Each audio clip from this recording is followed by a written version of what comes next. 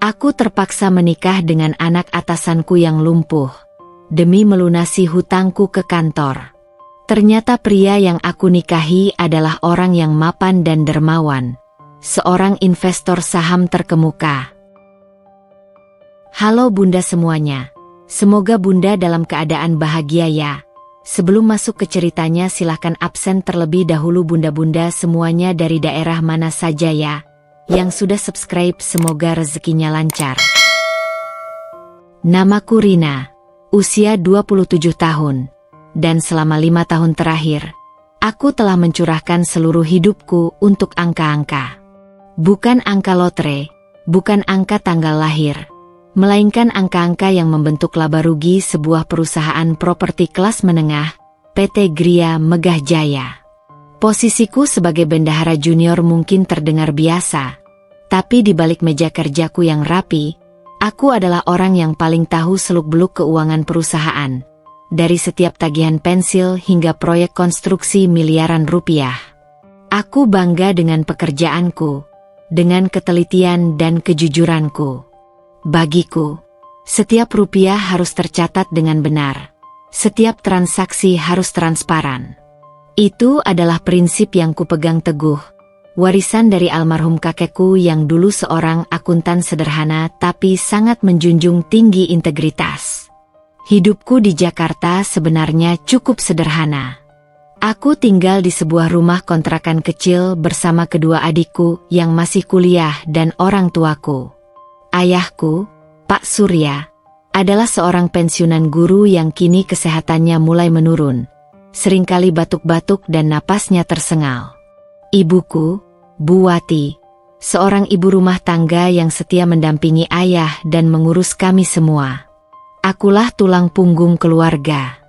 Gajiku, meski tak seberapa dibanding teman-teman yang bekerja di perusahaan multinasional, selalu kuatur sedemikian rupa agar cukup untuk kebutuhan sehari-hari, biaya kuliah adik-adik, dan membeli obat-obatan ayah. Terkadang, aku harus menunda keinginan pribadiku, seperti membeli baju baru atau sekadar nongkrong di kafe yang sedang hits. Tapi aku tak pernah mengeluh. Melihat adik-adikku bisa mengenyam pendidikan tinggi dan ayahku bisa mendapatkan perawatan yang layak, sudah cukup bagiku. Pagi itu, seperti biasa, aku tiba di kantor pukul 8:kurang 1/4. Ruangan keuangan sudah ramai dengan suara keyboard dan percakapan ringan. Pak Bagas, kepala divisiku, sudah duduk di mejanya sambil menyeruput kopi. Aku segera menyalakan komputer, membuka laporan harian, dan mulai memeriksa pemasukan dan pengeluaran. Semuanya tampak normal, seperti hari-hari sebelumnya. Namun, ada aura tegang yang sedikit berbeda di udara. Bisik-bisik tentang krisis dan masalah besar mulai terdengar samar di antara para karyawan. Aku mencoba mengabaikannya, fokus pada tumpukan faktur di hadapanku. Beberapa jam kemudian, tepatnya saat jam istirahat makan siang, suasana kantor tiba-tiba berubah mencekam. Pintu ruang rapat utama terbuka, dan Pak Hartono, pemilik sekaligus direktur utama PT Gria Megah Jaya, keluar dengan wajah merah padam. Di belakangnya, wajah-wajah petinggi perusahaan tampak pucat pasi. Suara-suara berbisik yang tadinya samar, kini menjadi obrolan heboh. Rupanya, kabar itu akhirnya tersebar. Perusahaan sedang dalam masalah besar. Kabarnya ada dana perusahaan yang hilang, jumlahnya sangat fantastis, miliaran rupiah. Jantungku berdebar tak karuan. Sebagai bendahara, berita ini sangat menakutkan. Aku tahu setiap aliran dana masuk dan keluar. Bagaimana bisa ada dana sebesar itu yang hilang tanpa terdeteksi oleh sistem kami? Pikiranku langsung kalut, mencoba mengingat setiap detail laporan keuangan yang pernah kubuat. Aku yakin, 100% yakin, tidak ada satupun rupiah yang melenceng dari catatanku. Tapi firasat buruk mulai merayap. Ini adalah jenis badai yang bisa menghancurkan segalanya. Kecemasan yang kurasakan di bab 1 berubah menjadi teror yang nyata dan dingin. Pukul 3 sore, di tengah keriuhan kantor yang masih diselimuti aura tegang, interkom di mejaku berdering. Suara sekretaris Pak Hartono yang biasa ramah, kini terdengar kaku dan nyaris tanpa ekspresi. "Rina, Anda diminta menghadap Pak Hartono di ruangannya. Sekarang juga." Penekanan pada kata "sekarang" itu membuat perutku mual. Jantungku mencelos, berdebar begitu cepat hingga terasa nyeri di dada. Pikiranku kalut, mencoba menyusun setiap laporan keuangan yang pernah kukuasai dalam benakku. Aku tidak melakukan kesalahan apapun. Aku yakin 100%. Tanganku meraih map biru berisi laporan keuangan bulan terakhir, seolah itu bisa menjadi perisaiku. Dengan langkah gemetar, aku berjalan menyusuri koridor yang terasa sangat panjang. Setiap langkah terasa berat, seperti menyeret beban tak kasat mata. Tatapan penasaran, bahkan beberapa tatapan menghakimi dari rekan kerja yang sudah mendengar desas-desus, terasa menusuk punggungku. Bisikan-bisikan tertahan mengikuti setiap jejak kakiku. Begitu pintu ruang kerja Pak Hartono terbuka, suasana di dalamnya langsung mencekik, lebih dingin dari pendingin ruangan yang berhembus. Pak Hartono duduk di kursi kebesarannya, wajahnya keras dan dingin, seolah tak ada jejak kebaikan yang pernah ia tunjukkan padaku. Di depannya, duduk pula Pak Bagas, kepala divisiku, yang tampak menunduk dalam, menghindari kontak mata denganku. Ia bahkan tidak berani mengangkat wajahnya. Di sisi lain, ada 2 pria berjas rapi yang tidak kukenal. Salah satunya, seorang pria parubaya dengan rambut yang disisir rapi dan kacamata berbingkai tipis, memegang berkas tebal.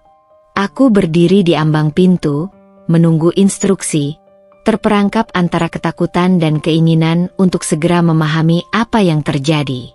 "Masuk, Rina." Suara Pak Hartono begitu berat, tanpa basa-basi. "Duduk." Aku menurut, memilih kursi tamu yang paling dekat denganku, di seberang meja besar yang penuh dengan tumpukan dokumen dan laptop terbuka. Udara terasa tipis, menyesakkan paru-paruku.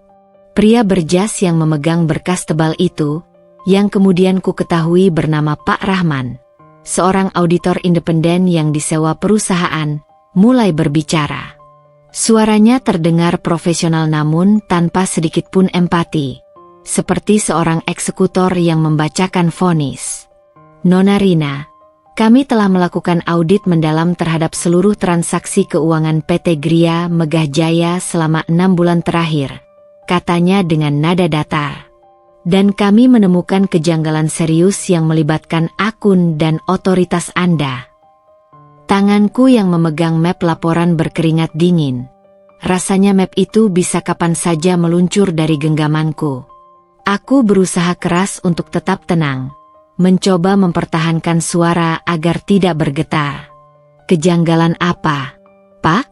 Saya selalu teliti dalam mencatat setiap transaksi.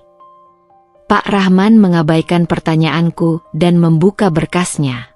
"Kami menemukan adanya penarikan dana dalam jumlah besar, secara bertahap, namun tidak memiliki justifikasi yang jelas dalam laporan akuntansi internal. Semua transaksi ini, Nona Rina, dilakukan di bawah otorisasi Anda, menggunakan kode akses pribadi Anda, dan memiliki tanda tangan digital Anda." Ia menyerahkan beberapa lembar cetakan ke arahku. Aku mengambil lembaran itu dengan tangan gemetar. Deretan angka-angka transfer, tanggal, dan, ya, Tuhan, tanda tangan digital yang sangat mirip dengan milikku, tercetak jelas di sana. Tapi aku tidak pernah melakukan ini. Mataku terbelalak. Hatiku serasa diremas. Tidak mungkin. Ini tidak benar. Saya tidak pernah melakukan penarikan dana tanpa prosedur yang jelas. Tanda tangan itu bisa dipalsukan. Atau sistemnya diretas. Aku mencoba membela diri, Suaraku meninggi, diliputi keputusasaan yang meluap-luap. Aku menoleh ke arah Pak Bagas, berharap dia akan membantuku, memberikan kesaksian tentang integritasku selama ini. Tapi Pak Bagas hanya menatap lantai, seolah-olah kursi di depannya jauh lebih menarik daripada nasib anak buahnya. Ia tidak mengucapkan sepatah kata pun, bahkan tidak melirikku. Pengkhianatan kecil itu menambah pedih di hatiku. Kami sudah memeriksa sistem, Nona Rina. Pak Rahman menimpali, suaranya tetap datar dan dingin. Tidak ada tanda-tanda peretasan eksternal yang kami temukan. Semua jejak digital mengarah pada akses internal. Dari akun yang terdaftar atas nama Anda, masuk dari workstation Anda, pada jam kerja Anda. Ia menunjukkan sebuah grafik rumit di laptopnya. Total dana yang hilang mencapai 2 miliar rupiah. 2 miliar rupiah. Angka itu menghantamku seperti godam raksasa. Angka yang bahkan tidak pernah kulihat wujudnya secara langsung. Aku merasa lemas, duniaku berputar, seolah gravitasi menghilang dari bawah kakiku. Bagaimana bisa? Aku tidak pernah melihat uang sebanyak itu seumur hidupku, apalagi memilikinya, apalagi mengalirkannya keluar dari perusahaan. Ini pasti sebuah kesalahan besar, atau jebakan yang sempurna. Tapi wajah-wajah di hadapanku tidak menunjukkan sedikit pun keraguan. Mereka seolah telah memutuskan, bahkan sebelum aku masuk ruangan ini, bahwa aku adalah satu-satunya pelakunya. Semua bukti yang mereka tunjukkan terasa begitu meyakinkan, membuatku sendiri meragukan ingatanku. Pak Hartono akhirnya berbicara lagi, kali ini dengan nada yang sedikit melunak, namun tetap tegas. Seperti seorang hakim yang memberikan hukuman. Rina, aku tahu kau adalah karyawan yang baik selama ini. Aku percaya padamu. Tapi bukti-bukti ini sangat kuat. Ini bukan sekadar tuduhan. Ini hasil audit. Jika ini sampai ke jalur hukum, kau tahu konsekuensinya. Ia berhenti sejenak, menatapku lurus-lurus, mencoba menembus pertahananku. Penjara, Rina, dan mungkin keluargamu juga akan terseret dalam kasus ini. Harta benda mereka akan disita. Adik-adikmu tidak bisa lagi kuliah. Ancaman itu bagai es yang menusuk tulang, menjalar ke seluruh tubuhku. Penjara, keluargaku, ayahku yang sakit-sakitan, ibuku yang bergantung padaku, adik-adikku yang masih bersekolah. Mereka akan hancur jika aku masuk penjara, jika nama mereka tercemar. Tenggorokanku tercekat. Aku ingin berteriak, menangis, menjelaskan bahwa ini semua adalah fitnah, bahwa aku tak tahu apa-apa, bahwa aku adalah korban. Tapi kata-kata seolah lenyap dari mulutku, terperangkap di antara isakan tertahan di dada. Aku terperangkap dalam tuduhan yang tidak pernah kulakukan, dengan bukti-bukti yang sangat memberatkan, dan tak ada jalan keluar yang terlihat. Sebuah jebakan sempurna telah memerangkapku. Ruangan Pak Hartono terasa semakin dingin, seolah membekukan setiap sisa keberanianku, menguras setiap tetes semangat yang kumiliki. Tuduhan 2 miliar rupiah dan ancaman penjara berputar-putar di kepalaku, membentuk pusaran hitam yang siap menelanku hidup-hidup. Aku memandang Pak Hartono, mencoba mencari setitik harapan, setitik kepercayaan yang dulu ia tunjukkan padaku sebagai karyawan yang rajin dan jujur. Namun, wajahnya tetap datar, terpahat dengan raut kekecewaan yang mendalam dan ketegasan yang tak terbantahkan. Bahkan sorot matanya terasa asing, seperti menatap seorang penjahat, bukan bendahara yang telah mengabdi 5 tahun. Aku percaya kau bisa menyelesaikannya secara baik-baik, Rina, kata Pak Hartono akhirnya, suaranya sedikit melunak, seolah ia sedang berbicara dengan seorang anak yang tersesat, tapi tetap saja ada nada perintah yang tak bisa diganggu-gugat. Aku tidak ingin ini menjadi rumit. Kau adalah bendahara kepercayaan, Aku tidak ingin reputasi perusahaanku hancur karena skandal ini, dan aku juga tidak ingin masa depanmu hancur di balik jeruji besi. Ada jeda sejenak, jeda yang terasa begitu panjang dan menyiksa. Aku menatapnya penuh harap, seolah menanti keputusan hidup atau mati. Jadi, ada jalan keluarnya, Pak?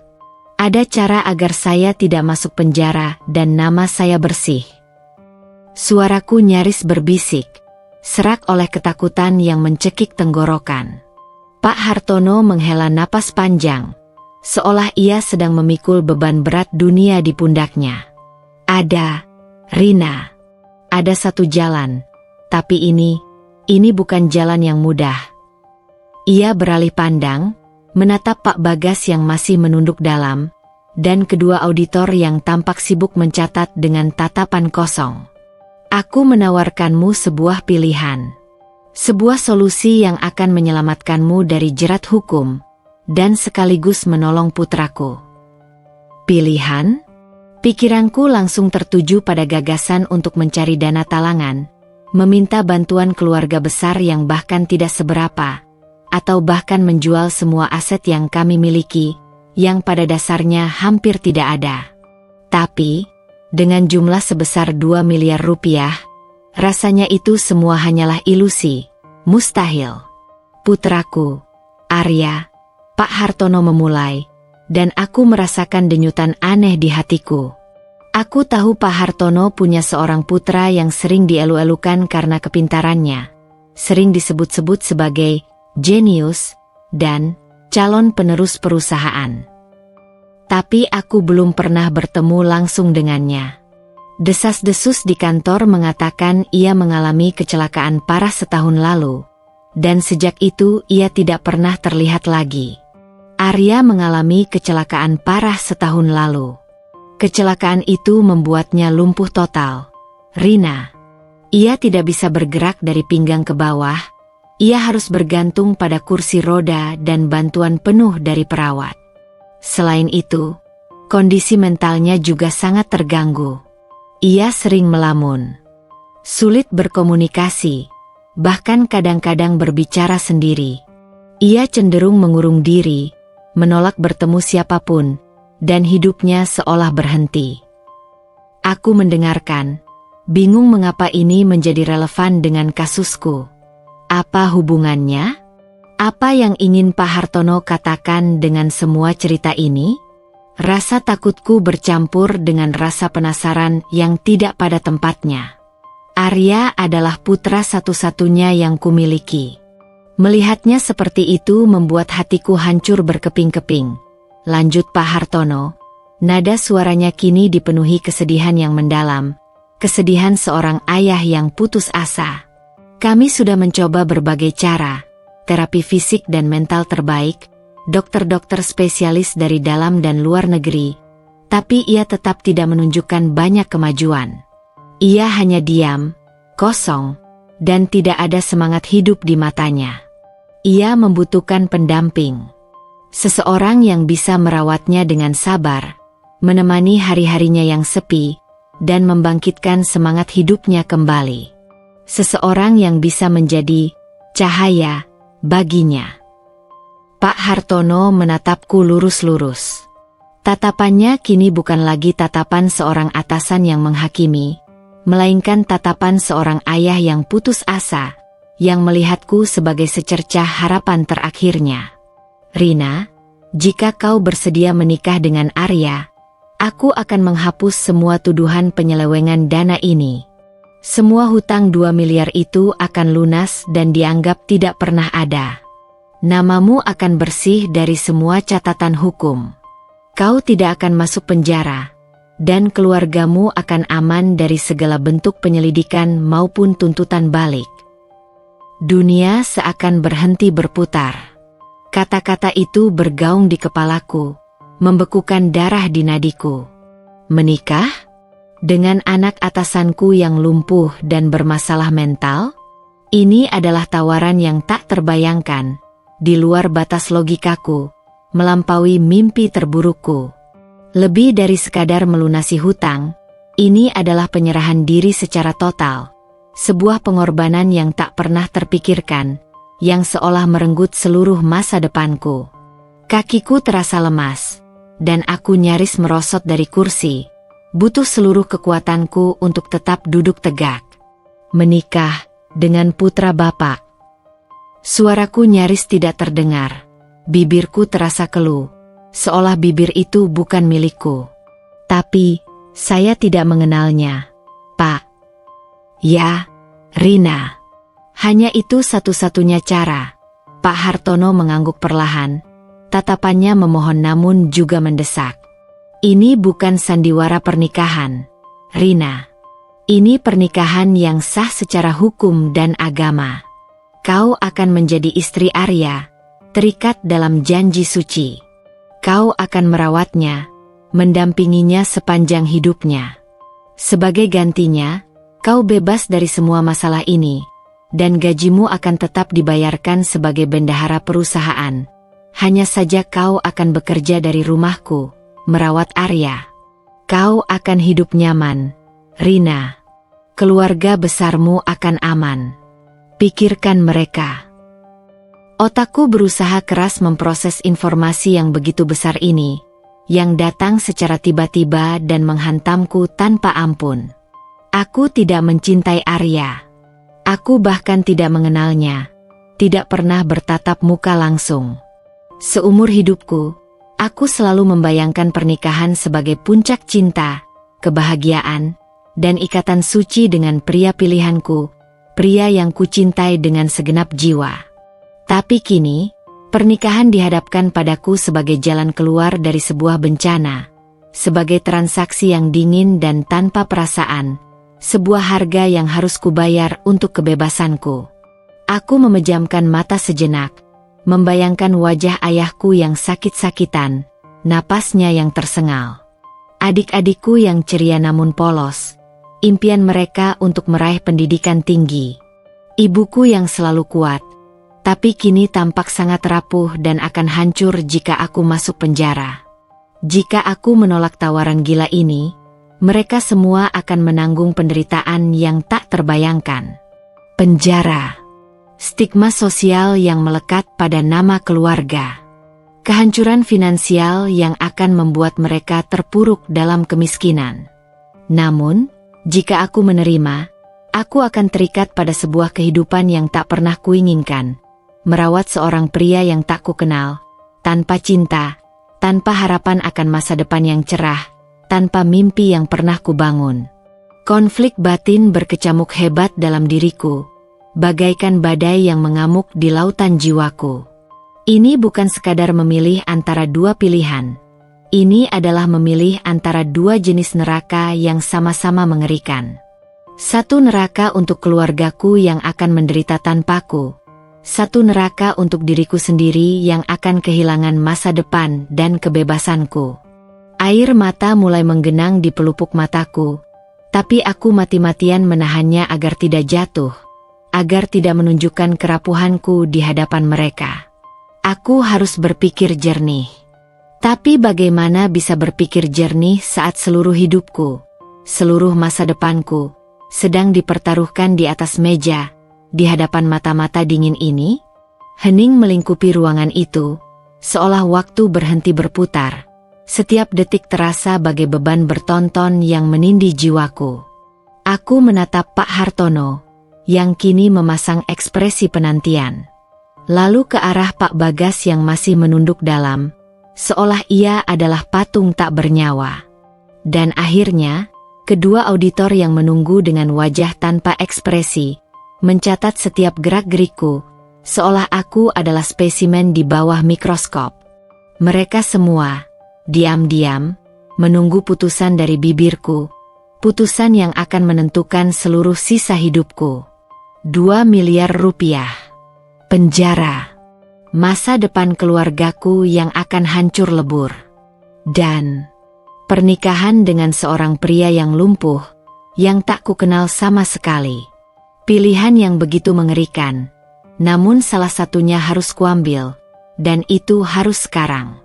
Napas terasa berat, seolah ada batu besar menindih dadaku, menghimpit setiap aliran udara.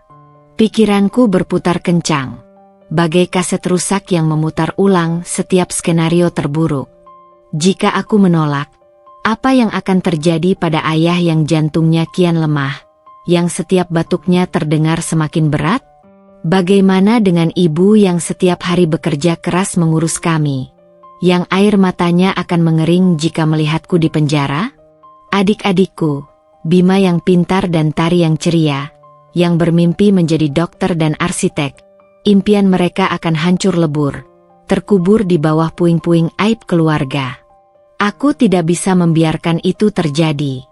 Aku adalah kakak tertua, tulang punggung mereka satu-satunya, harapan terakhir mereka. Merekalah alasan aku bekerja sekeras ini, alasan aku rela menunda segala keinginanku. Di sisi lain, menerima tawaran gila ini berarti mengubur semua mimpiku sendiri dalam-dalam. Impian tentang pernikahan yang dilandasi cinta sejati, tentang membangun keluarga kecil yang bahagia bersama pria yang kucintai, tentang pria yang akan memahamiku, yang akan berjalan bersamaku di bawah payung hujan dan berbagi tawa di bawah sinar matahari. Semua itu akan sirna, lenyap tak berbekas, tergantikan oleh sebuah kesepakatan dingin. Aku akan menjadi perawat bergelar istri, terikat oleh sebuah janji yang kejam, sebuah perjanjian bisnis yang tanpa perasaan. Rasa takut, putus asa, marah, dan kesedihan bercampur aduk menjadi satu, membentuk badai emosi di dadaku. Namun, di antara semua itu, ada satu suara kecil di dalam diriku yang berbisik, nyaris tak terdengar namun begitu kuat. Pengorbanan ini demi mereka, demi keluargaku. Ini harga yang harus kubayar untuk kebahagiaan mereka. Setelah beberapa menit yang terasa seperti berjam-jam, setiap detiknya menghimpit jiwaku, aku mengangkat kepala, mencoba menatap Pak Hartono setenang mungkin, meskipun seluruh tubuhku gemetar hebat tak terkendali. Aku merasakan keringat dingin mengalir di punggungku, namun aku mati-matian mencoba menahan diri agar tidak menunjukkan kelemahan. "Baik, Pak," suaraku serak dan hampir tidak terdengar, seperti bisikan angin di tengah badai, namun cukup untuk memecah keheningan yang menyesakan itu. Saya akan menerima tawaran Bapak. Saya bersedia menikah dengan Arya." Kata-kata itu terucap begitu saja, seperti keluar dari mulut orang lain, bukan dariku. Rasanya hampa, seolah sebagian jiwaku telah tercabut. Namun di saat yang sama, ada beban yang sedikit terangkat dari pundakku. Setidaknya, keluargaku akan selamat. Mereka akan terhindar dari aib dan kehancuran. Wajah Pak Hartono sedikit melembut, ada jejak kelegaan yang jelas di sana, seolah ia baru saja lolos dari jurang. "Keputusan yang sangat tepat, Rina. Kau tidak akan menyesal," katanya, mencoba meyakinkanku, meskipun aku tahu ia lebih meyakinkan dirinya sendiri. "Arya, dia adalah anak yang baik. Dia hanya butuh waktu dan seseorang yang tulus merawatnya. Aku yakin kau bisa menjadi pelita baginya." Ia kemudian mengangguk kepada kedua auditor. Berarti kasus ini ditutup. Semua tuduhan terhadap Nona Rina dicabut. Saya akan segera menghubungi tim hukum perusahaan untuk mengurus semua perjanjian dan dokumen pernikahan secepatnya. Aku tidak bisa bereaksi lebih jauh. Kepalaku terasa kosong, tubuhku mati rasa. Perjanjian? Dokumen pernikahan? Semua terdengar begitu formal, mekanis, dan dingin, jauh dari makna sakral sebuah ikatan cinta. Pak Bagas akhirnya mengangkat wajahnya, menatapku dengan tatapan kasihan yang membuatku semakin muak. Kasihan? Dia bahkan tidak membantuku membuktikan bahwa aku tidak bersalah. Dia hanya diam dan membiarkanku terpojok. Dalam beberapa hari berikutnya, hidupku berubah menjadi pusaran birokrasi yang dingin dan cepat. Aku dibawa ke kantor notaris mewah di pusat kota, bukan untuk merayakan sesuatu, melainkan untuk menandatangani perjanjian pranikah yang tebal, berisi poin-poin yang sangat detail dan mengikat, mengatur kewajibanku sebagai istri Arya, termasuk hak dan kewajiban finansial yang akan kudapatkan sebagai kompensasi. Nama dan tanda tanganku secara resmi dinyatakan bersih dari segala tuduhan di PT Gria Megah Jaya, dengan dokumen sah yang menyatakan bahwa kasus hilangnya dana telah diselesaikan secara internal. Namun, di balik semua dokumen yang legal dan bersih itu, aku merasa seperti sebuah benda, sebuah aset yang diperjualbelikan demi kepentingan perusahaan dan keluarga atasanku, tanpa memedulikan perasaanku sedikit pun. Aku pulang ke rumah, ke kontrakan kecil kami, dengan langkah gontai, seolah setiap ototku terasa nyeri. Bagaimana aku harus mengatakan ini kepada ayah dan ibu? Bagaimana menjelaskan bahwa putrinya akan menikah, bukan karena cinta, bukan karena menemukan belahan jiwa, melainkan karena keterpaksaan yang begitu pahit, sebagai bayaran atas tuduhan yang tak pernah kulakukan? Perasaan bersalah karena tidak bisa memenuhi impian pernikahan mereka untukku, marah pada keadaan, dan sedih yang mendalam bercampur aduk di dadaku. Ini adalah pengorbanan terbesarku, sebuah janji yang terpaksa kuucapkan, demi orang-orang yang paling kucintai di dunia ini. Aku hanya bisa berharap, suatu hari nanti, di masa depan yang entah kapan, aku tidak akan menyesali keputusan ini.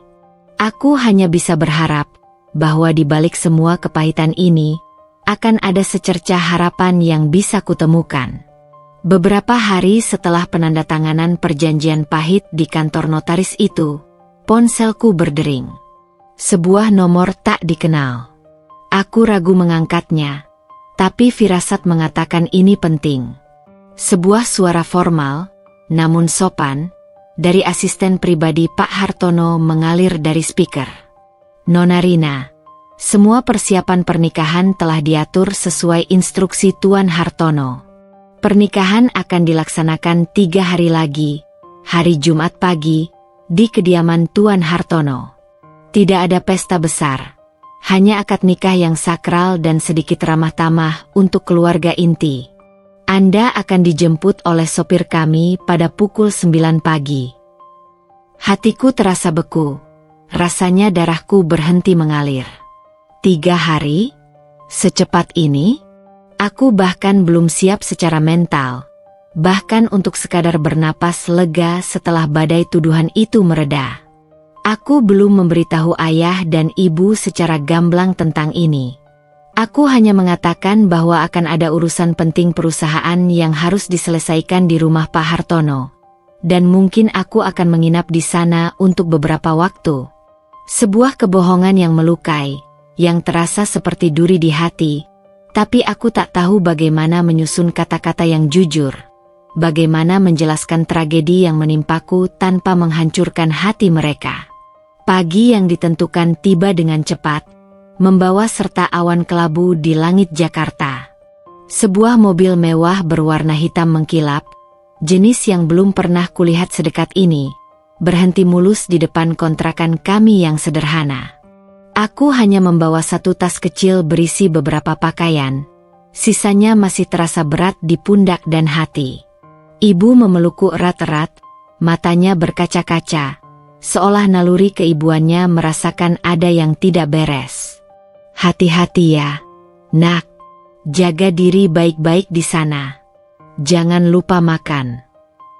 Aku membalas pelukannya, membenamkan wajahku di bahunya, mati-matian menahan air mata agar tidak tumpah. Iya, Bu. Doakan Rina ya. Semoga semua lancar.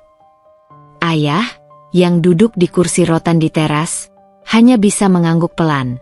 Napasnya terdengar tersengal, dan tatapan khawatirnya membuat hatiku semakin perih. Aku mencoba tersenyum. Senyum palsu yang terasa kaku di bibirku. Perjalanan terasa singkat namun tak berujung, seperti melintasi batas antara dua dunia. Mobil berhenti mulus di depan sebuah gerbang hitam menjulang yang megah, dijaga ketat oleh petugas keamanan.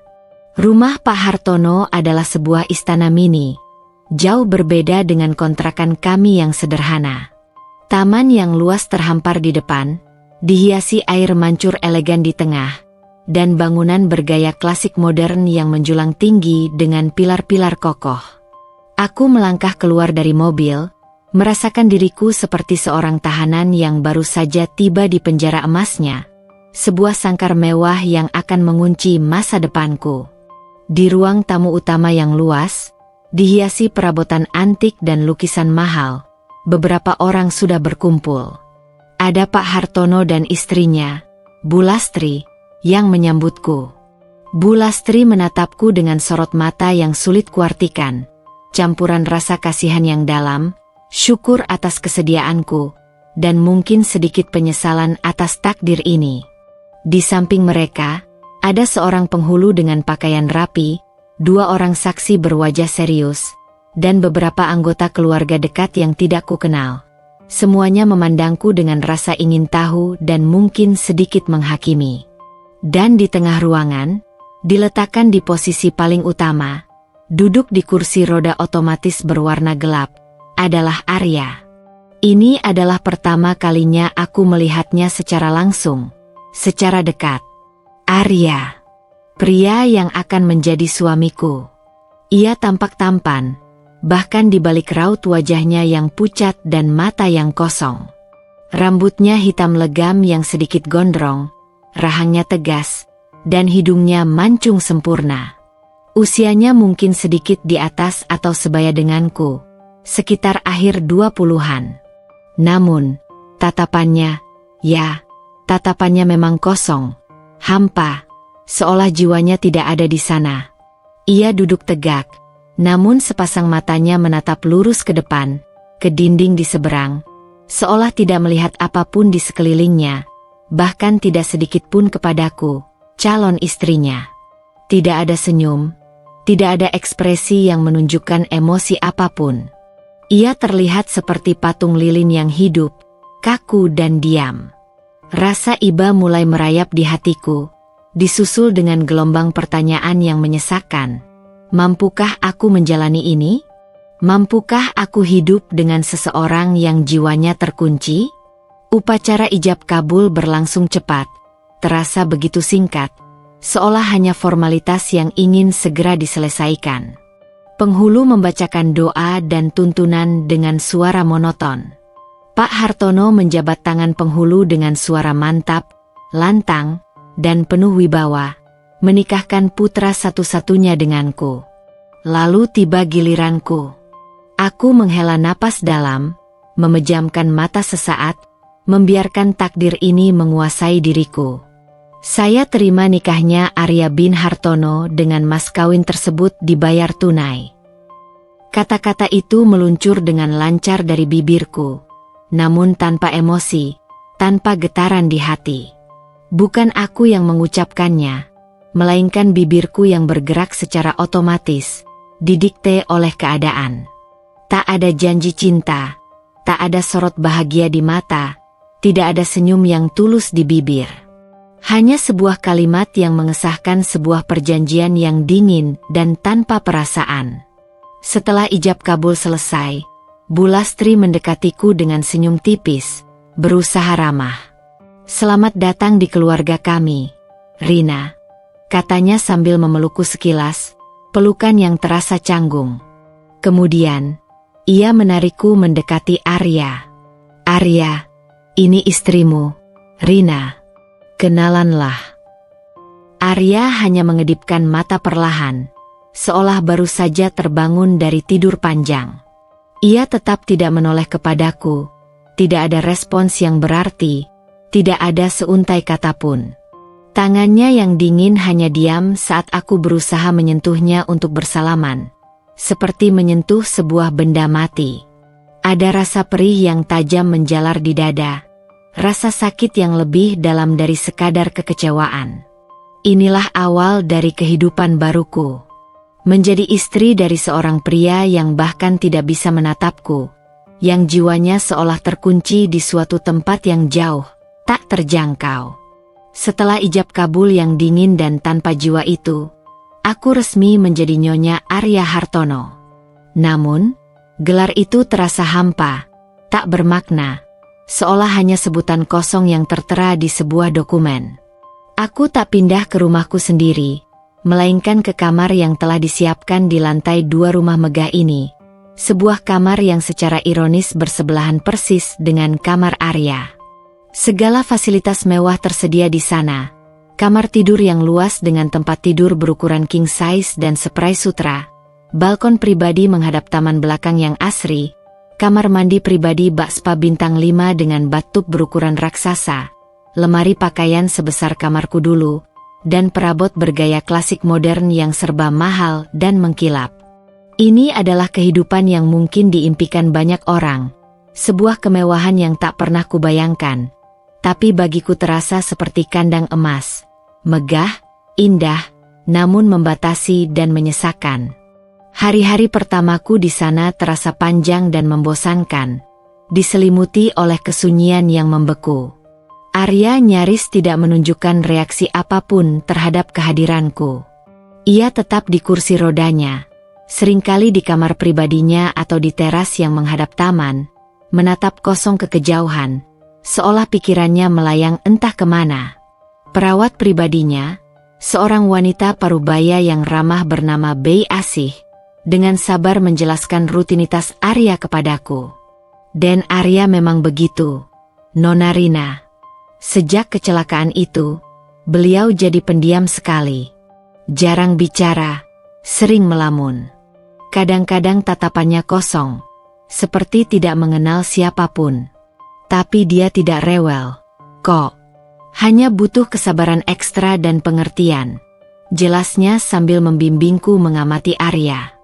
Aku mulai belajar dari Bei Asih bagaimana membantu Arya mandi, mengganti pakaiannya dengan hati-hati, membantunya pindah dari kursi roda ke tempat tidur dan sebaliknya, serta menyiapkan makanannya yang khusus dan lembut. Ini semua adalah tugas baru yang jauh dari angka-angka laporan keuangan atau audit yang biasa kutangani. Awalnya terasa canggung dan sulit, terutama saat harus menyentuh Arya yang terasa begitu asing, seperti menyentuh orang asing yang tak kukenal sama sekali. Namun, aku berusaha melakukannya dengan telaten dan sekuat tenaga, mengingat janji yang telah kuucapkan demi keluargaku. Setiap kali aku merasa lelah atau putus asa, bayangan wajah ayah dan ibu yang tersenyum lega muncul di benakku, menguatkan tekadku. Meski aku kini adalah istri Arya, Pak Hartono dan Bu Lastri memperlakukanku dengan sopan namun menjaga jarak yang jelas. Mereka memastikan semua kebutuhanku terpenuhi, mulai dari makanan hingga perlengkapan pribadi, tapi tak ada kehangatan emosional yang berarti. Aku tahu mereka bersyukur aku ada di sana untuk Arya, bahwa aku telah menyelamatkan mereka dari masalah rumit perusahaan. Tapi aku juga merasakan tatapan lega mereka bahwa masalah tuduhan itu telah selesai, dan kini aku menjadi bagian dari solusi mereka. Keluarga dekat lain yang kutemui sesekali, seperti Bibi dan Paman Arya yang datang berkunjung, juga hanya menunjukkan simpati kosong, tanpa kedekatan emosional, seolah aku adalah seorang karyawan baru yang diberi tugas khusus. Aku merasa seperti objek, sebuah solusi yang kini telah ditempatkan pada posisinya. Jam-jam dihabiskan dalam diam. Terkadang aku membaca buku fiksi di samping Arya yang hanya terpekur dalam dunianya sendiri, atau sekadar menemaninya di teras menikmati semilir angin sore. Aku sering mendapati Arya memegang sebuah tablet atau laptop tipis di pangkuannya. Matanya terpaku pada deretan angka dan grafik yang rumit, bergerak cepat seperti grafik saham. Ia terlihat begitu fokus, kadang keningnya berkerut seolah sedang memecahkan teka-teki yang sangat sulit. Jari-jarinya sesekali mengetuk layar dengan cepat. Awalnya aku mengira itu hanya kebiasaan lama sebelum kecelakaan. Mungkin ia mencoba mengingat pekerjaannya dulu, atau sekadar pengalih perhatian dari kesepiannya. Aku tidak terlalu memikirkannya, menganggapnya sebagai salah satu dari sekian banyak rutinitas Arya yang tanpa makna, sebuah kebiasaan tanpa tujuan. Malam hari adalah saat yang paling berat. Rumah sebesar ini terasa begitu sepi. Gemanya bergaung kosong tanpa suara kehidupan yang hangat. Aku sering mendapati diriku berdiri di balkon kamar, menatap langit Jakarta yang bertabur bintang, jauh dari bisingnya kontrakan kami yang selalu ramai dengan tawa adik-adikku, suara ibu yang cerewet saat memasak makan malam, atau batuk ayah yang mengkhawatirkan namun terasa begitu akrab. Aku merindukan semua itu, merindukan hidupku yang dulu, meskipun sederhana dan penuh perjuangan finansial.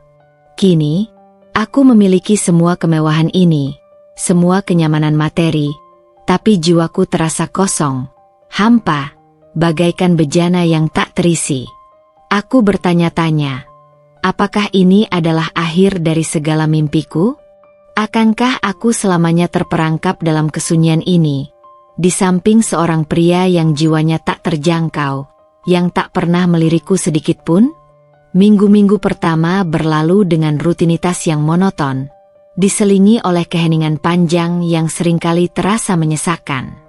Aku mulai terbiasa dengan jadwal Arya, membantu Bei Asih memandikannya di pagi hari dengan hati-hati, menyuapi sarapan bubur atau sereal yang telah disiapkan koki khusus, menemaninya berjemur di taman selama beberapa menit, lalu membacakan buku-buku ringan atau sekadar duduk diam di sampingnya saat dia terlarut dalam lamunannya.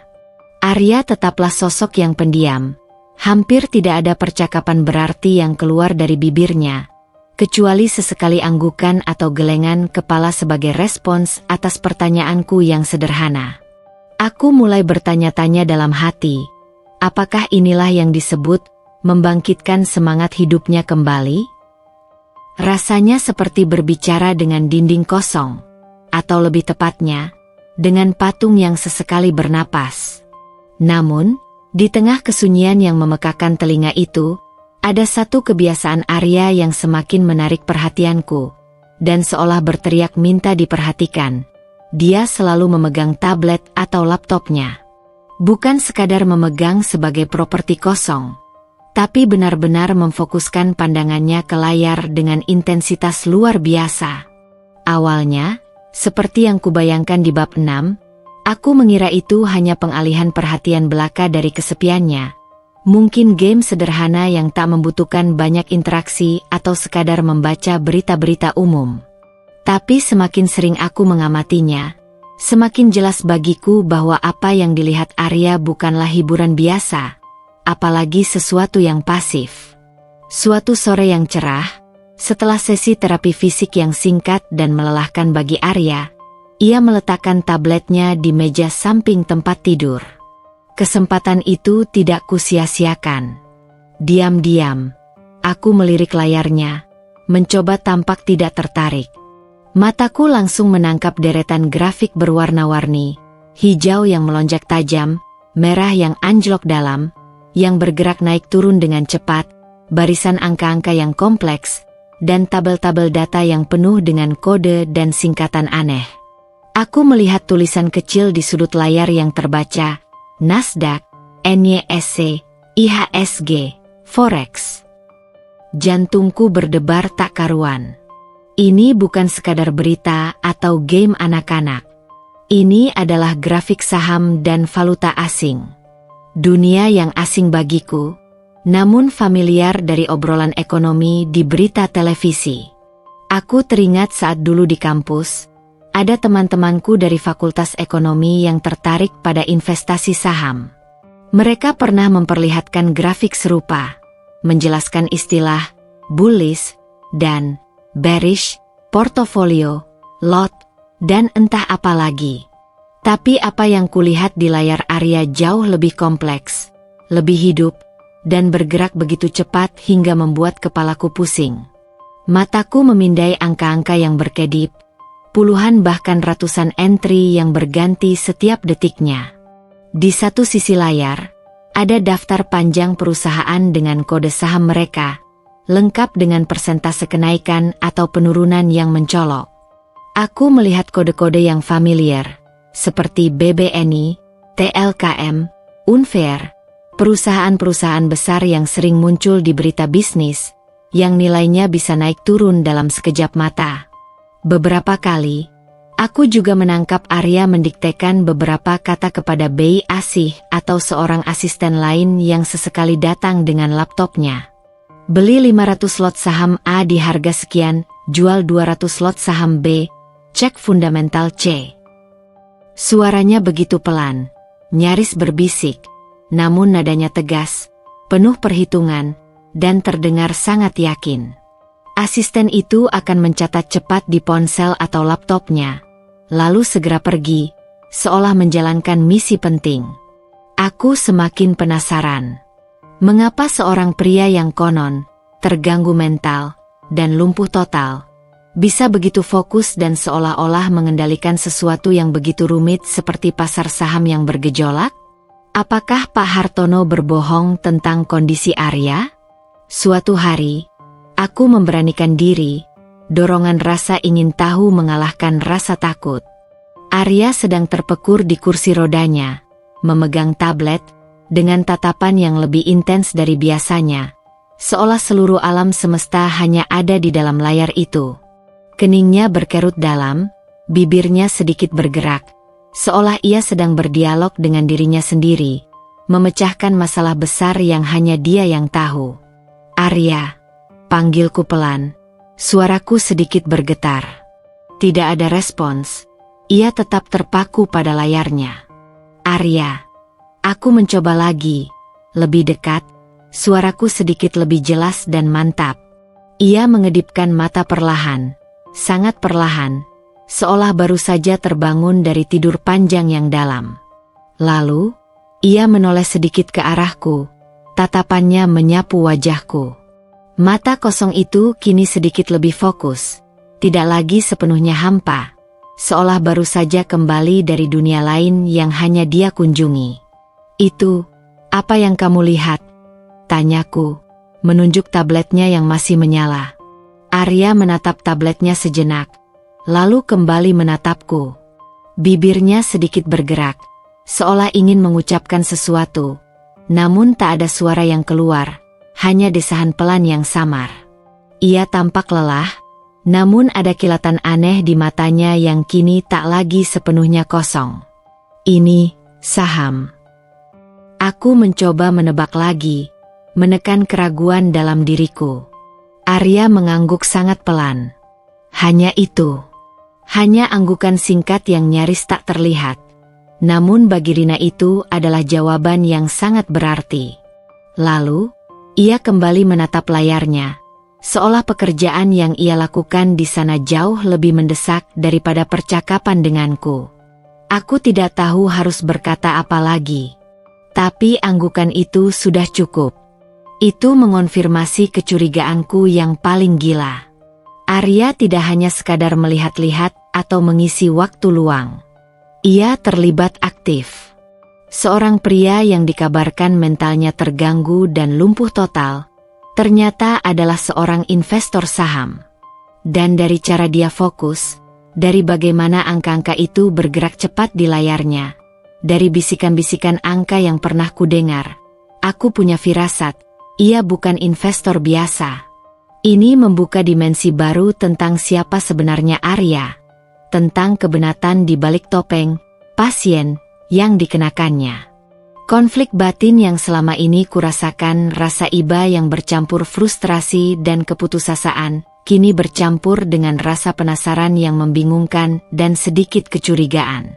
Siapa sebenarnya pria ini?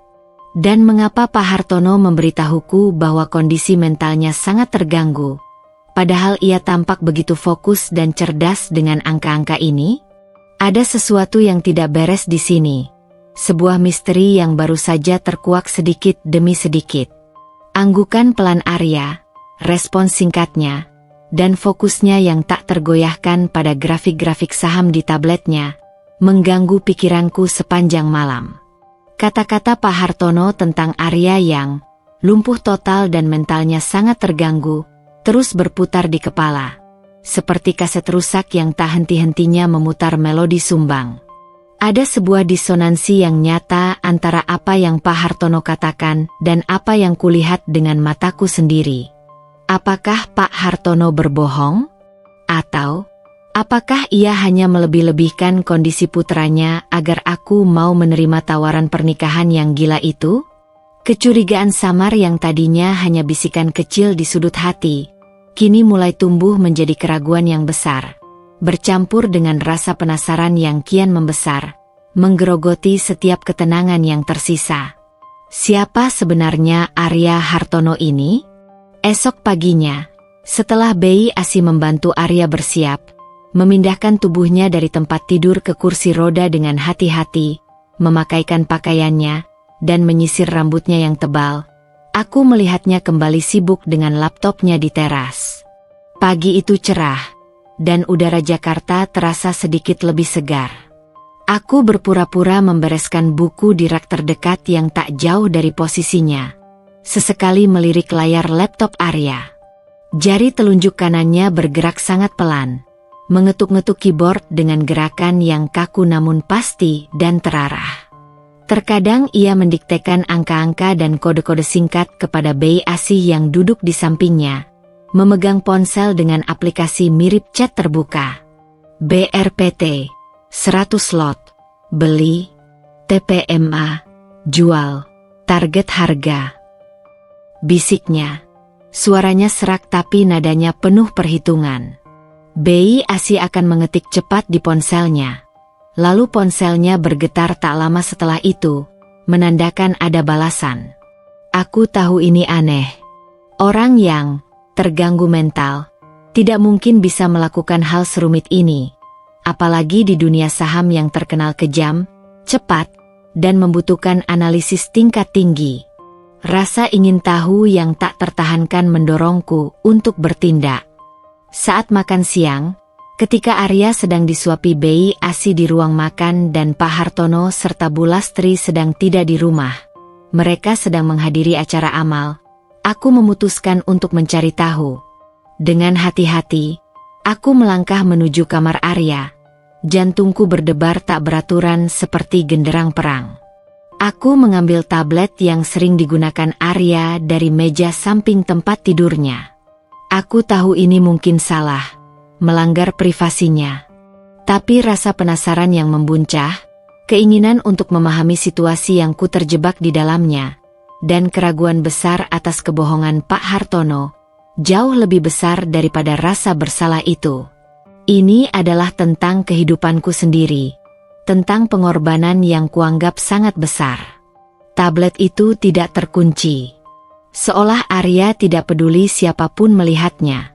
Atau mungkin ia terlalu fokus pada dunianya sendiri hingga tak menyadari risiko. Aku langsung membuka riwayat browsernya. Mataku terbelalak melihat apa yang terpampang di sana. Ribuan tab terbuka, semuanya terkait dengan finansial yang sangat kompleks. Situs berita ekonomi global seperti Bloomberg dan Reuters, analisis pasar saham mendalam dari berbagai bank investasi, laporan keuangan perusahaan-perusahaan raksasa, forum-forum investor kelas kakap, hingga platform trading saham yang terlihat canggih dan rumit.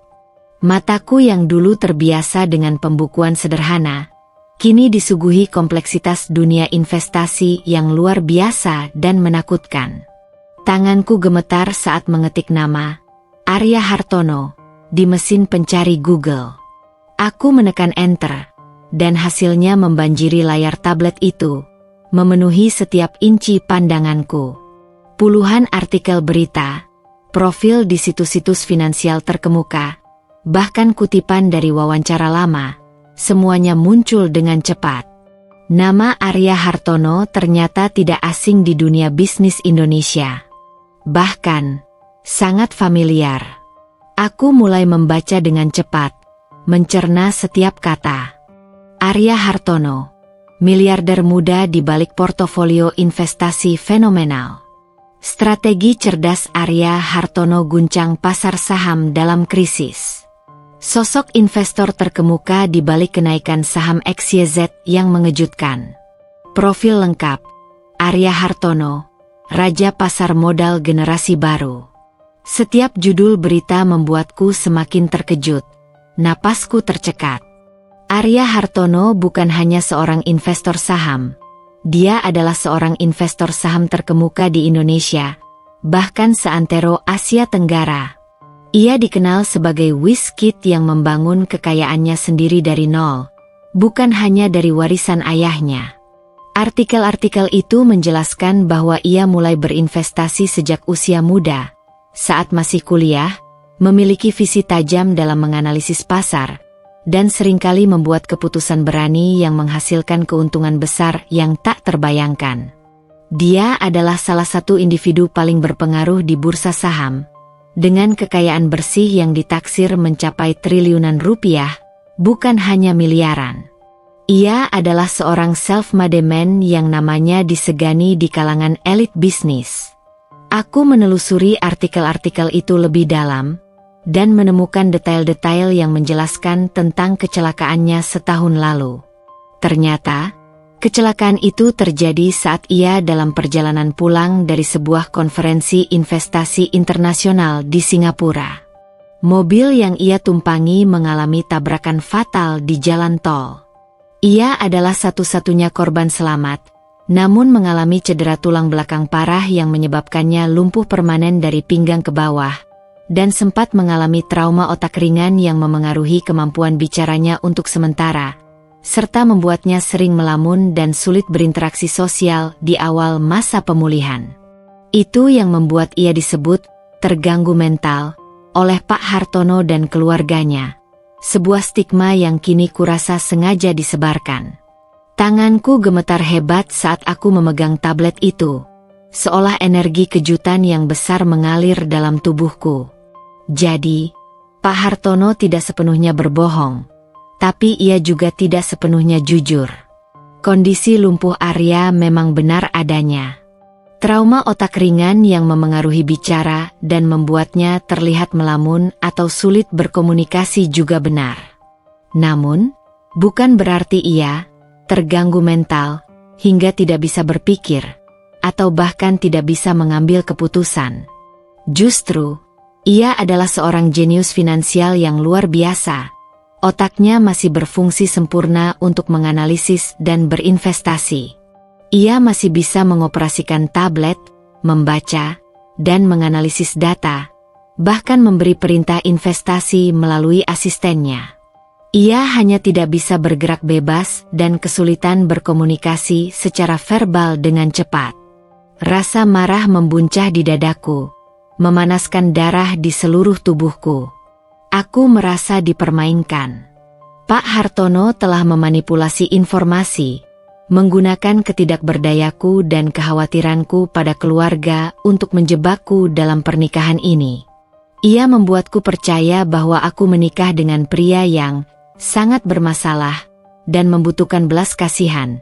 Padahal aku menikah dengan seorang miliarder jenius yang hanya terbatas fisiknya. Pengorbananku terasa semakin pahit, karena aku merasa dimanfaatkan, dibodohi, dan dijadikan alat untuk tujuan yang tidak pernah ku ketahui. Perjanjian pernikahan itu kini terasa seperti rantai emas yang menjeratku, bukan sebagai penyelamat, melainkan sebagai penipuan yang sempurna.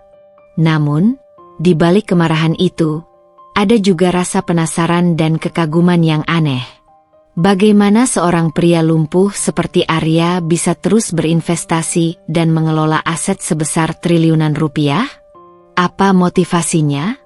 Dan mengapa Pak Hartono harus menyembunyikan sisi jenius Arya ini dariku? Apakah ini karena Arya tidak ingin orang tahu? Atau ada motif lain yang lebih gelap? Ini adalah misteri yang jauh lebih dalam dari sekadar tuduhan dana perusahaan yang hilang. Sebuah labirin yang baru saja kubuka pintunya, dan aku tidak yakin apakah aku ingin menjelajahinya lebih jauh, atau sekadar lari menjauh dari segala kerumitan ini. Tapi satu hal yang pasti, pandanganku terhadap Arya, dan pernikahanku ini, tidak akan pernah sama lagi. Penemuan di bab 8 itu menghantamku seperti gelombang tsunami yang mematikan, memporak-porandakan sisa-sisa pengertianku tentang situasi ini. Aku merasa marah, sangat marah, amarah yang membakar hingga ke ulu hati. Marah pada Pak Hartono yang tega memanipulasiku, marah pada takdir yang menjebakku, dan marah pada diriku sendiri karena begitu mudahnya terperdaya. Namun, di balik amarah itu, ada juga kebingungan yang pekat. Apa yang harus kulakukan sekarang? Melabrak Pak Hartono dan menuntut penjelasan? Menjerit padanya tentang kebohongan yang telah ia lakukan? Atau menghadapi Arya yang masih terdiam dalam dunianya, seolah tak peduli dengan dunia di sekelilingnya? Aku memilih untuk mengamati, untuk mencari lebih banyak jawaban, untuk membiarkan kebenaran terkuak perlahan-lahan. Beberapa hari setelah penemuan mengejutkan itu, aku mulai mengubah caraku berinteraksi dengan Arya. Bukan lagi sekadar menjalankan tugas istri perawat yang patuh dan penuh belas kasihan, tapi kini dengan sorot mata yang penuh pertanyaan, sorot mata yang menyelidik. Setiap kali aku membantunya makan, atau saat dia sibuk dengan tabletnya, aku akan mendekat, mencoba melihat lebih jelas apa yang sedang ia lakukan. Aku tidak lagi membiarkan diriku merasa iba sepenuhnya. Ada campuran kekaguman atas kecerdasannya yang tersembunyi, dan juga sedikit kecurigaan yang tersisa terhadap motifnya dan motif keluarganya. Apakah dia juga bagian dari sandiwara ini? Suatu siang yang terik, Arya sedang serius memelototi grafik di tabletnya di teras belakang. Layarnya menunjukkan grafik saham sebuah perusahaan teknologi yang sedang anjlok drastis, berbanding lurus dengan berita buruk tentang pendapatan mereka. Arya tampak sangat fokus, keningnya berkerut dalam, jari telunjuknya sesekali mengetuk layar, menghitung sesuatu, mungkin potensi kerugian atau peluang rebound. Ada botol minum di dekatnya, tapi ia tak menyentuhnya, seolah lupa akan segalanya saat berhadapan dengan angka-angka itu. Arya, panggilku pelan, suaraku lebih tegas dari biasanya, mencoba menembus dinding konsentrasinya. Aku ingin melihat apakah ia akan bereaksi, apakah ia benar-benar terganggu mental, seperti yang dikatakan ayahnya. Dia tidak bergeming, matanya tetap terpaku pada layar, seolah aku tak ada di sana. Arya, air minummu, kataku lagi, sedikit lebih keras, meraih botol itu dan mendekatkannya ke bibirnya. Kali ini ia merespons. Ia meminumnya tanpa menoleh padaku, matanya masih terpaku pada layar, seolah ia bisa minum tanpa perlu melihatku. Apa yang kamu lihat itu? Tanyaku lagi, kali ini dengan nada yang sedikit menuntut, tak sabar untuk melihat reaksi yang lebih berarti darinya. Itu pasti rumit sekali, ya? Aku tidak mengerti sama sekali.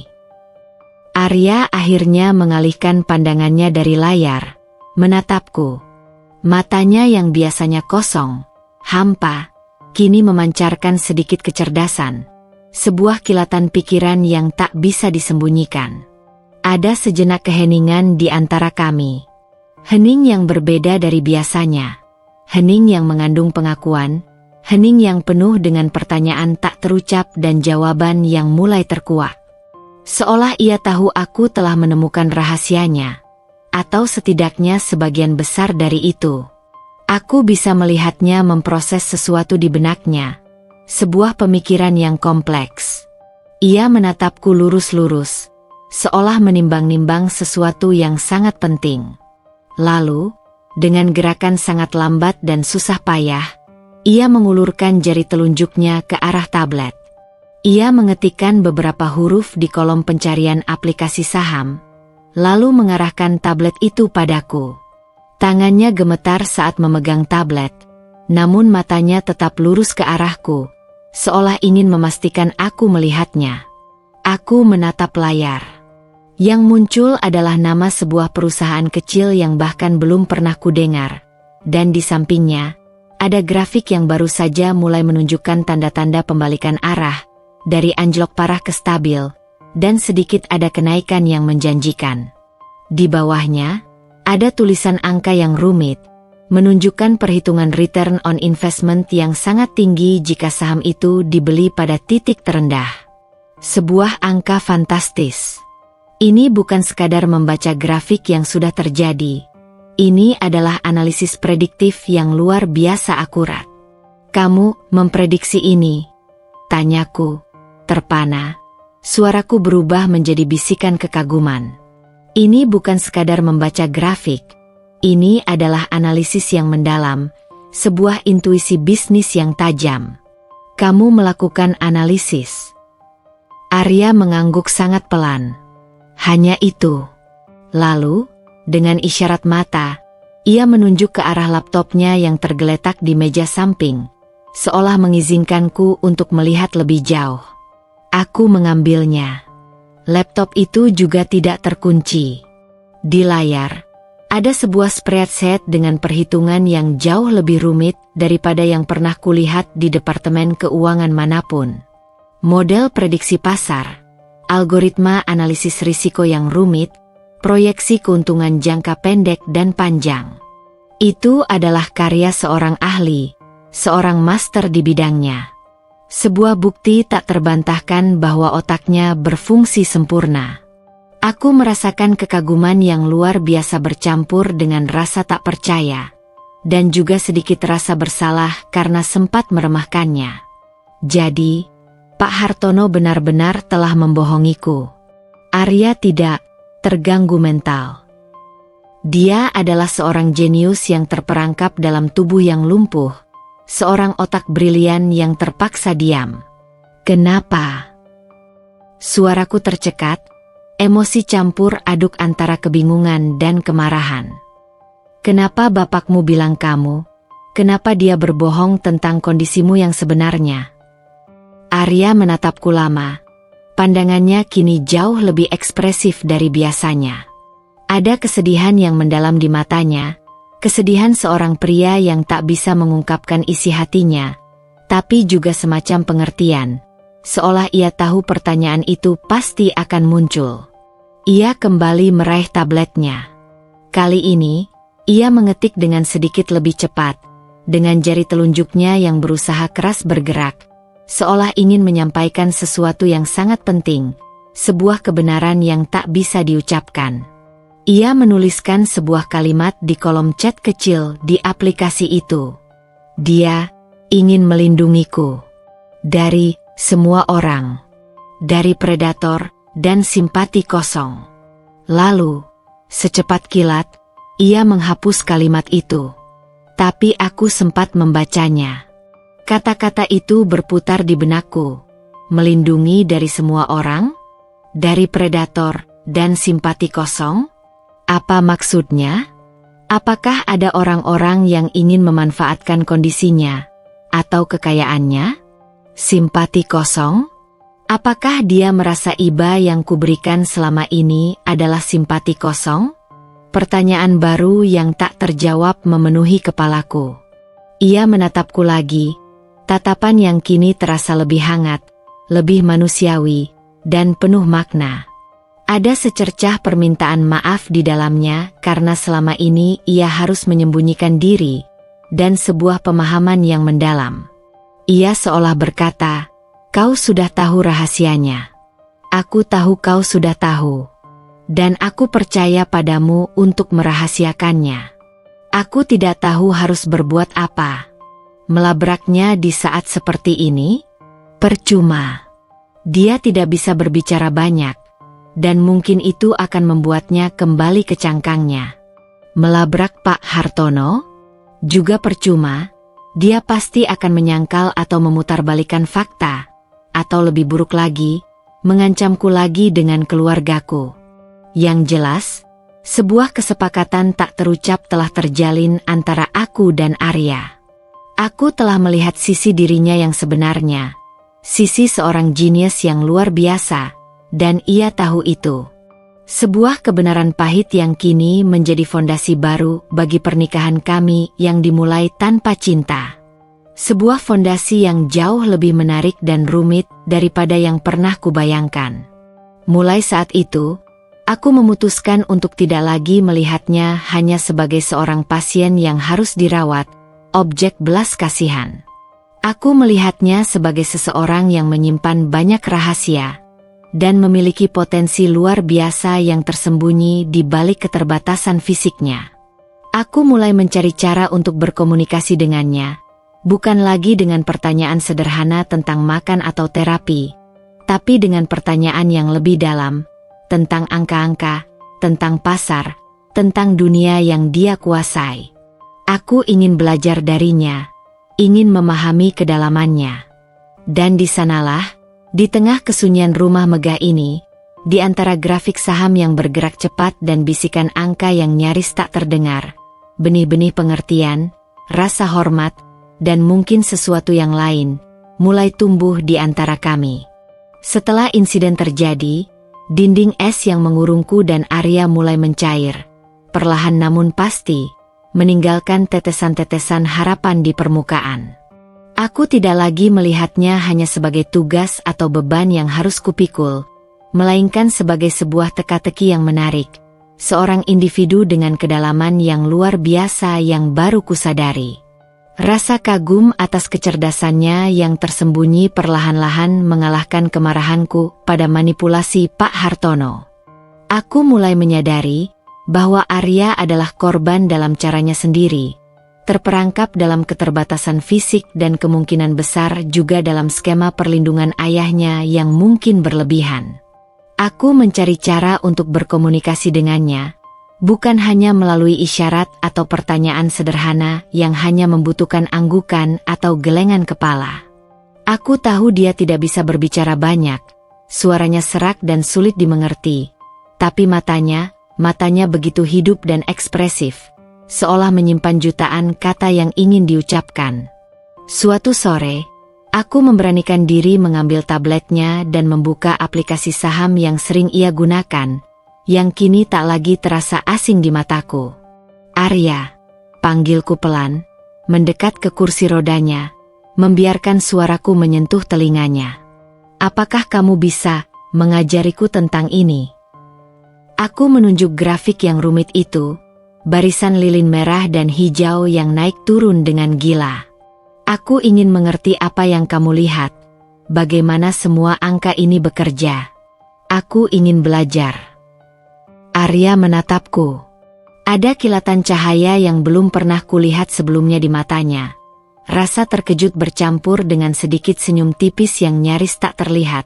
Sebuah gurat tipis di bibirnya yang biasanya datar.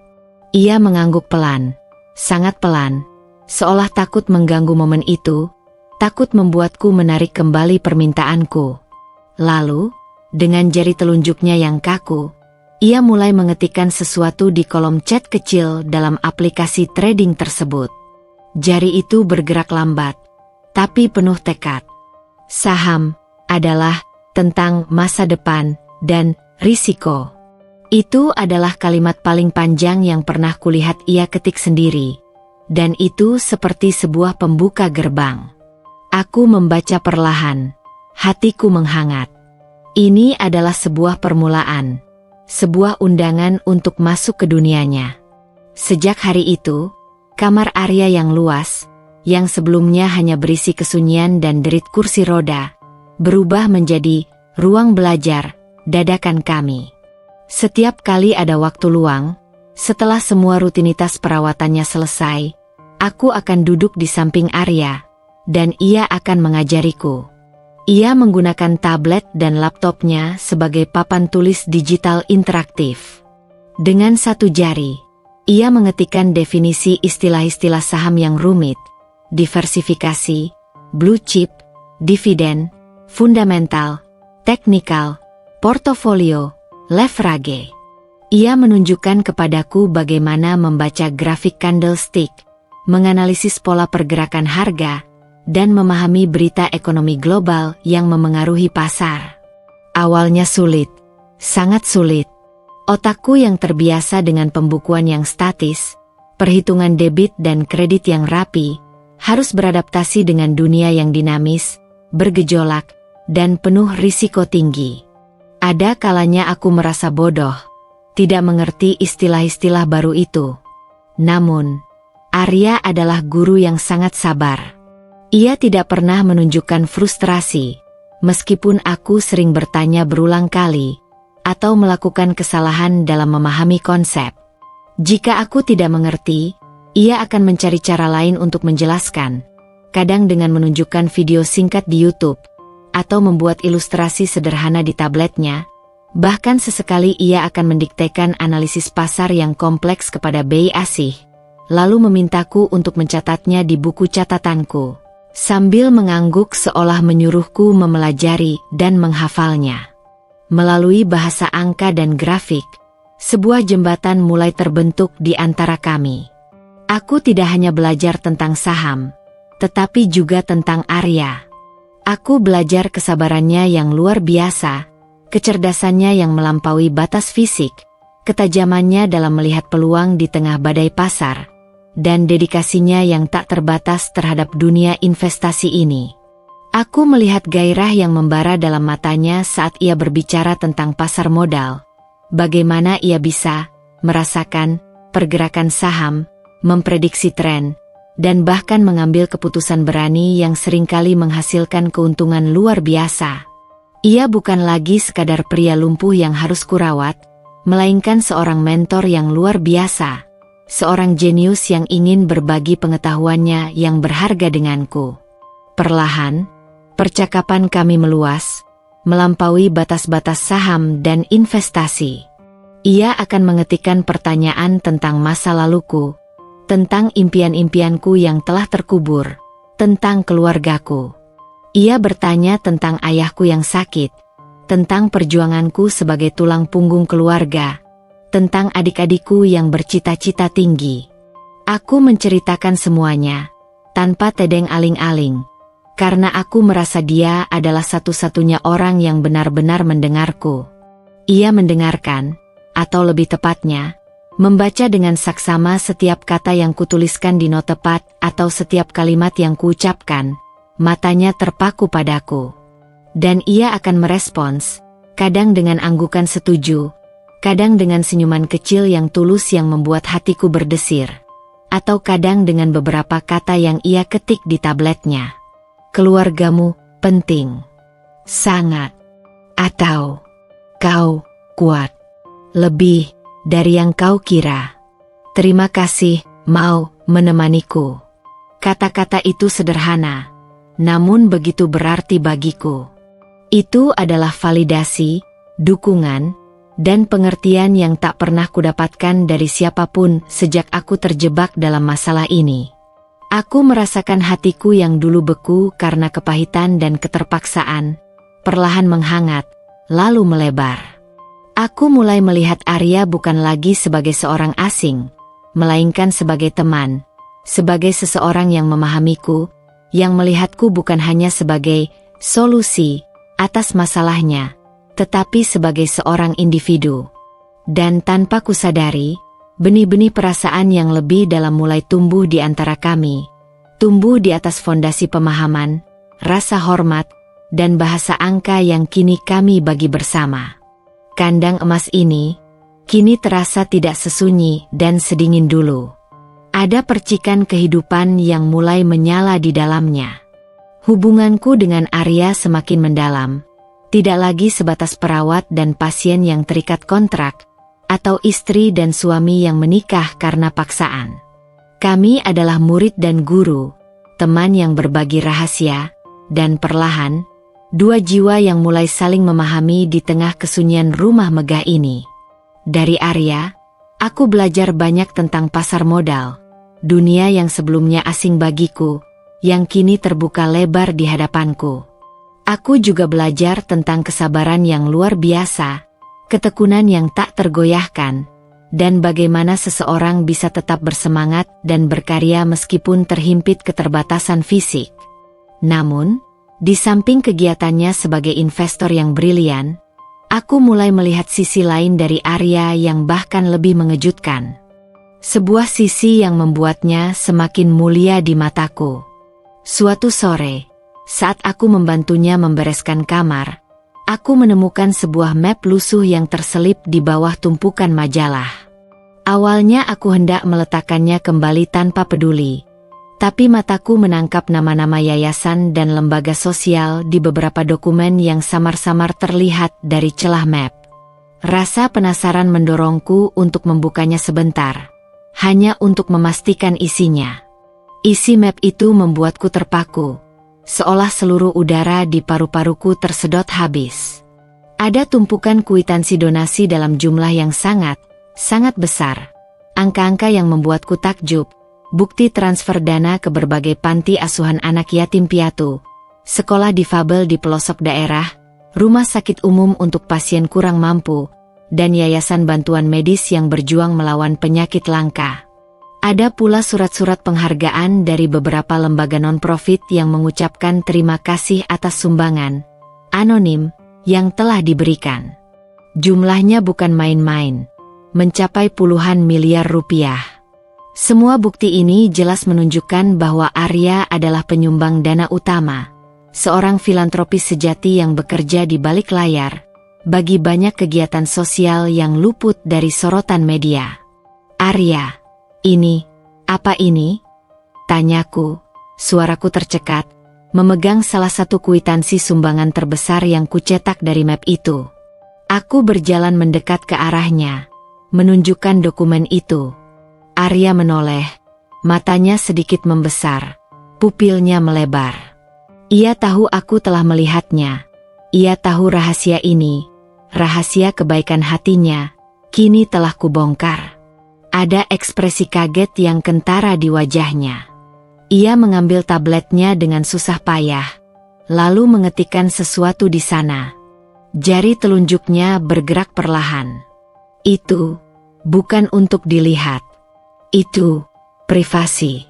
Tapi ini luar biasa, Arya, kataku, masih takjub, mengabaikan protesnya yang samar. Kamu menyumbang sebanyak ini? Puluhan miliar? Kenapa bapakmu tidak pernah menceritakan tentang ini? Kenapa dia menyembunyikan sisi dermawanmu dari semua orang? Arya menatapku, tatapannya kini lebih sendu. Ia mengetik lagi, kali ini dengan sedikit penekanan. Tidak ingin publisitas, hanya ingin membantu. Itu bagian dari hidupku. Kemudian, ia mengetikkan sesuatu yang membuat hatiku berdesir, merasakan gelombang emosi yang hangat menjalar. Dulu, aku sering mengunjungi tempat-tempat itu. Langsung, sebelum kecelakaan. Ia berhenti sejenak, matanya menatap kosong ke kejauhan, seolah mengenang masa lalu yang indah namun kini sulit dijangkau. Aku menatapnya, menyadari bahwa di balik keheningan dan keterbatasannya, ada jiwa yang sangat peduli, empati yang mendalam, dan hati yang begitu dermawan. Ini bukan hanya tentang angka-angka saham, tentang kekayaan yang ia kumpulkan, tapi juga tentang hati yang besar, tentang keinginan tulus untuk membantu sesama. Aku merasa malu pada diriku sendiri karena pernah menghakiminya sebagai pria terganggu mental, yang hanya pantas dikasihani, atau sekadar objek dalam pernikahan yang terpaksa ini. Arya adalah sosok yang jauh lebih kompleks dan mulia dari apa yang pernah kubayangkan. Jauh melampaui gelar investor saham terkemuka yang disandangnya. Aku mendesaknya untuk menceritakan lebih banyak, ingin memahami kedalaman hatinya. Perlahan, melalui ketikan di tabletnya yang kini menjadi satu-satunya jendela kepikirannya, ia mulai membuka diri. Ia menceritakan bagaimana sejak kecil ia diajari oleh kedua orang tuanya untuk selalu berbagi dengan sesama, terutama mereka yang kurang beruntung. Setelah ia sukses besar di dunia investasi dan kekayaannya melimpah, ia tidak hanya menumpuk kekayaan itu untuk dirinya sendiri, tetapi juga mendirikan sebuah yayasan kecil secara diam-diam. Yayasan itu fokus membantu anak-anak dengan disabilitas fisik dan mental, memberikan beasiswa penuh bagi anak-anak kurang mampu yang berprestasi, dan mendukung riset medis untuk penyakit langka yang jarang mendapat perhatian. Semua dilakukan tanpa gembar-gembor, tanpa mencari pujian. Tapi, mengapa Pak Hartono tidak pernah memberitahuku tentang semua ini? Tanyaku lagi, kembali ke pertanyaan yang sama. Rasa kebingungan masih tersisa. Mengapa dia ingin menyembunyikan bahwa kamu seorang dermawan besar? Arya mengetik, kali ini lebih lama, dengan sedikit kesulitan, seolah ingin menyampaikan inti permasalahannya, inti dari mengapa ia harus menyembunyikan diri. Ayah ingin melindungiku dari pihak yang tidak bertanggung jawab. Orang-orang yang hanya melihat uangku, yang akan memanfaatkan kondisiku. Ia berhenti, menarik napas sejenak, lalu melanjutkan. Setelah kecelakaan, kondisiku rentan. Fisik, mental. Dia khawatir ada yang memanfaatkan kebaikan hatiku juga. Aku mengangguk, memahami sepenuhnya. Rupanya, ketidakmampuan fisiknya dan trauma otak ringan yang sempat dialaminya membuat Pak Hartono sangat protektif, bahkan berlebihan. Ia tidak ingin ada orang yang mendekati Arya hanya karena kekayaan atau reputasinya sebagai investor terkemuka, atau lebih parahnya, memanfaatkan kondisi rentannya. Menyembunyikan sisi dermawan Arya adalah salah satu cara Pak Hartono untuk melindunginya dari motif-motif tersembunyi, dari orang-orang yang hanya mengincar hartanya. Dan cerita tentang kondisi mental yang sangat terganggu kepadaku mungkin juga bagian dari strategi perlindungan itu, agar aku tidak tertarik pada uangnya, melainkan hanya pada tugas merawatnya, sebuah skenario yang kini terasa sangat kejam.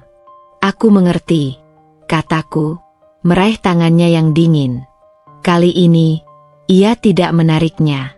Jari-jariku menggenggam tangannya dengan erat, mencoba menyalurkan kehangatan. Kamu orang yang luar biasa, Arya. Aku tidak tahu harus berkata apa. Ia tersenyum tipis, senyuman pertama yang begitu tulus kulihat darinya, yang membuat hatiku berdesir hangat. Dan di mata itu, aku melihat bukan lagi kekosongan, melainkan kilau kebaikan, ketulusan, dan cahaya jiwa yang begitu murni. Pertanyaan tentang kebohongan Pak Hartono kini terasa tidak lagi sepenting dulu.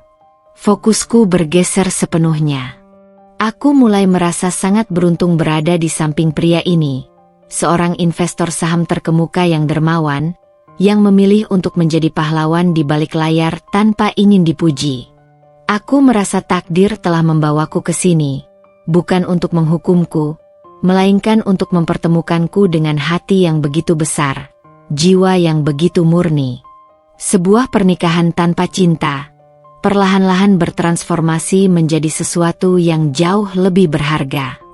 Penemuan demi penemuan tentang Arya, mulai dari kecerdasannya yang luar biasa sebagai investor dengan insting tajam, hingga kebaikan hatinya yang dermawan dan tak terpublikasi, telah mengubah total pandanganku padanya. Dinding emosional yang kubangun kuat-kuat di awal, yang dulu berlandaskan kekecewaan dan amarah karena merasa dimanipulasi, kini perlahan runtuh, satu demi satu bata.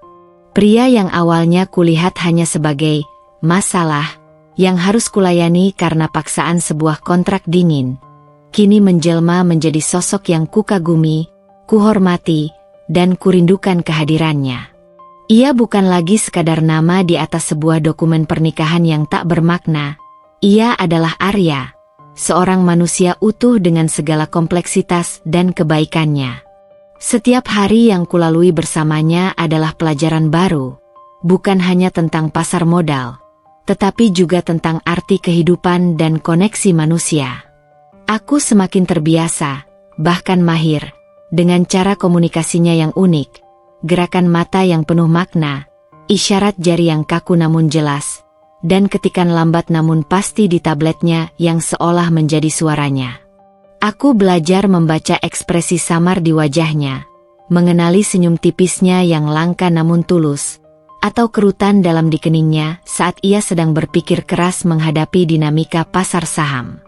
Aku mulai bisa membedakan mana kelelahan fisik murni yang membuatnya terdiam, dan mana konsentrasi mendalamnya pada analisis pasar.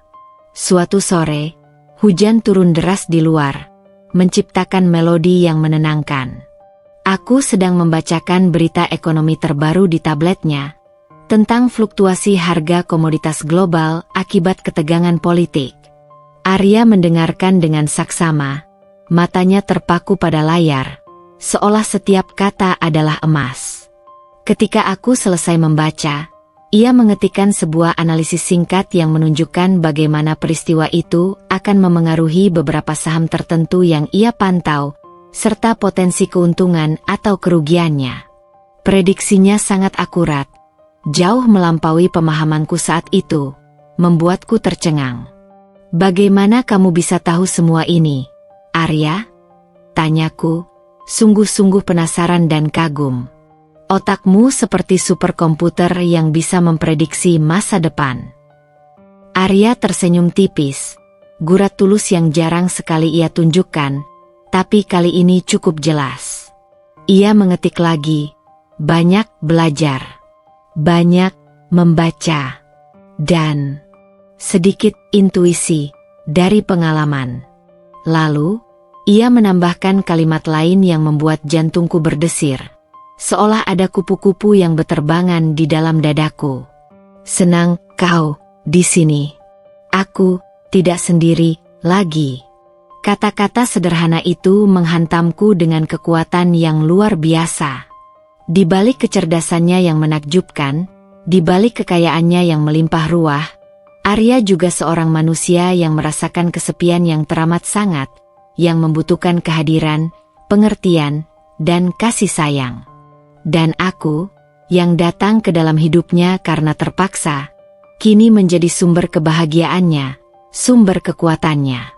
Saat itulah, aku menyadari sesuatu yang mengejutkan, sebuah kebenaran yang begitu lembut namun begitu kuat. Perasaan yang tumbuh di hatiku bukan lagi sekadar rasa hormat atau kagum atas kecerdasannya. Ada sesuatu yang lebih hangat, lebih lembut, dan jauh lebih dalam. Aku mulai memikirkan Arya di luar jam-jam perawatan atau sesi belajar saham kami. Pikiranku seringkali melayang padanya saat aku sendiri. Aku khawatir saat ia batuk, aku tersenyum sendiri saat ia menunjukkan kemajuan kecil dalam sesi terapinya yang melelahkan. Aku mencari cara-cara baru untuk membuatnya tertawa atau tersenyum, bahkan jika itu hanya dengan cerita lucu atau lelucon garing. Aku menyadari betapa aku mulai menikmati kehadirannya. Bahkan kesunyian yang dulu terasa menindas kini terasa nyaman. Sebuah keheningan yang penuh dengan pengertian tak terucap. Aku bahkan menemukan diriku tersipu malu saat Bei asik kadang melihat interaksi kami. Tatapan matanya seolah mengerti ada sesuatu yang lebih dari sekadar tugas profesional yang kini mengikat kami. Puncaknya terjadi suatu malam, saat aku membantunya pindah dari kursi roda ke tempat tidur. Rutinitas yang kini terasa begitu alami dan intim. Aku memegang lengannya, dan ia memegang bahuku, seperti yang biasa kami lakukan. Namun, kali ini, saat tubuhnya sudah nyaman di atas kasur, ia meraih pergelangan tanganku. Tangannya yang dingin dan sedikit kaku itu menggenggam